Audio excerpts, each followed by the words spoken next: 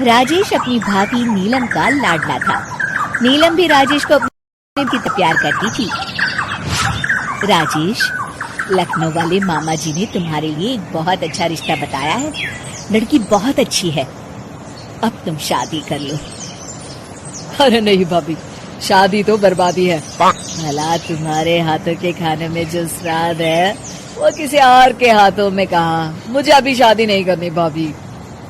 राजेश की ना नुकुर करने के बावजूद घर वाले उसकी शादी करवा देते हैं, लेकिन फिर भी राजेश अपनी भाभी का पल्लू नहीं छोड़ता। वो अपनी पत्नी को बिल्कुल तवज्जो नहीं देता था। उसके लिए उसकी पत्नी सुधा का होना ना होना बराबर था। अरे राजेश, तुम अकेले बाहर जा रहे हो, सुधा को भी लेते जाओ।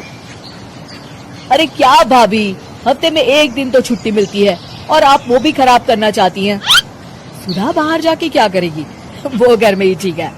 वैसे मुझे देर हो रही है भाभी, चलता हूँ मैं। राजेश की इस बेरुखी से सुधा हमेशा उदास रहती थी। फिर एक दिन नीलम इस विषय को लेकर अपने पति से चर्चा करती है। सुनिए जी, राजेश को कब अकल आएगी? वो तो सुधा की बिल्कुल कदर ही नहीं करता। अब आप ही बताइए, ऐसे कैसे चलेगा? तुम ठीक कहती हो, राजेश को सही रास्ते पर लाना ही पड़ेगा। चलो, मैं तुम्हें एक उपाय बताता हूँ। फिर 2 दिन के बाद नीलम बाजार से खरीदारी करके घर लौटती है। ये लीजिए माँ जी, मैं आपके लिए नई साड़ी लेकर आई हूँ। बबलू, ये तुम्हारे लिए। नीलम सबके लिए कुछ न कुछ लेकर आती है। भाभी, आप मेरे लिए कुछ नहीं लेकर आई क्या? अरे राजेश, तुम क्या समझते हो, मैंने कोई बैंक खोल रखा है या फिर घर के आंगन में पैसों का पेड़ लगा रखा है? तुम हर बात के लिए मुझसे उम्मीद क्यों रखते हो? अब बड़े हो गए हो, अच्छा कमाते हो। क्या भाभी, मैं तो बस। अरे बस भी करो, तुम्हारी ये बच्चे जैसी ना समझ बातें सुनने के लिए मेरे पास बिल्कुल वक्त नहीं है। नीलम राजेश को झिड़ककर वहाँ से चली जाती है। राजेश अचानक अपनी भाभी का ये रूप देख असमंजस में पड़ जाता है।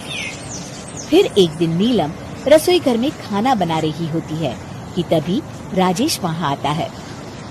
भाभी, आज मैंने अपने बॉस से वादा किया है कि उनके लिए आपके हाथों का बना गाजर का हलवा लेकर आऊंगा। आपके हाथ से बने गाजर के हलवे में तो जादू है, जादू। मेरे बॉस तारीफ करते नहीं थकते। प्लीज अब जल्दी से बना दीजिए ना भाभी। नीलम राजेश के ऊपर भड़क जाती है। तुम्हारा दिमाग खराब है क्या?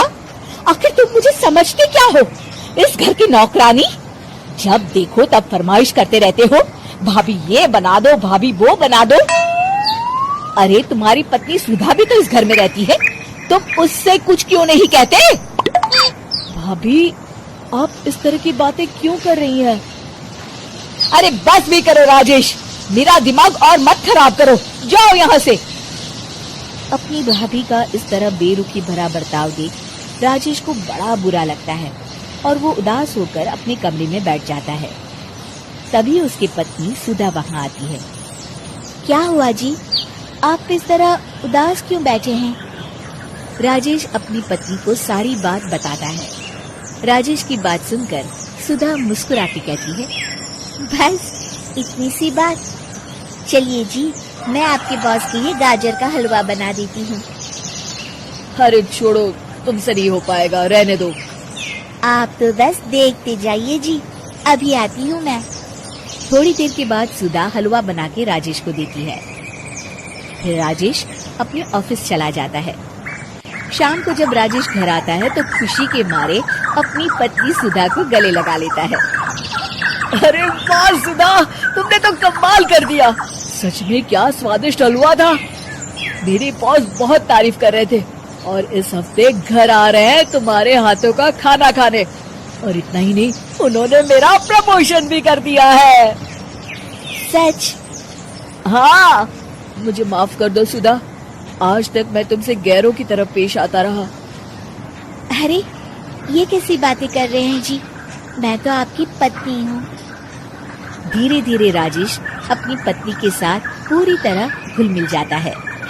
और अपना ज्यादातर समय सुधा के साथ बिताने लगता है और उसकी हर छोटी मोटी जरूरतों का ख्याल भी रखता है।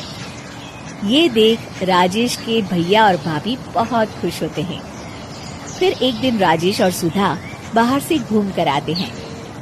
राजेश, सुधा के प्रति तुम अपनी जिम्मेदारी समझो, इसीलिए मैंने तुम्हारे साथ ऐसा बर्ताव किया था। अगर तुम्हें मेरी किसी बात का बुरा लगा हो तो मुझे माफ कर देना। अरे अरे भाभी, ये क्या कह रही हैं? मैं जानता हूँ आप तो मेरे लिए हमेशा अच्छा ही सोचोगी। आखिर आप वर्ल्ड की बेस्ट भाभी जो है। इसे कहते हैं अंत भला तो सब भला।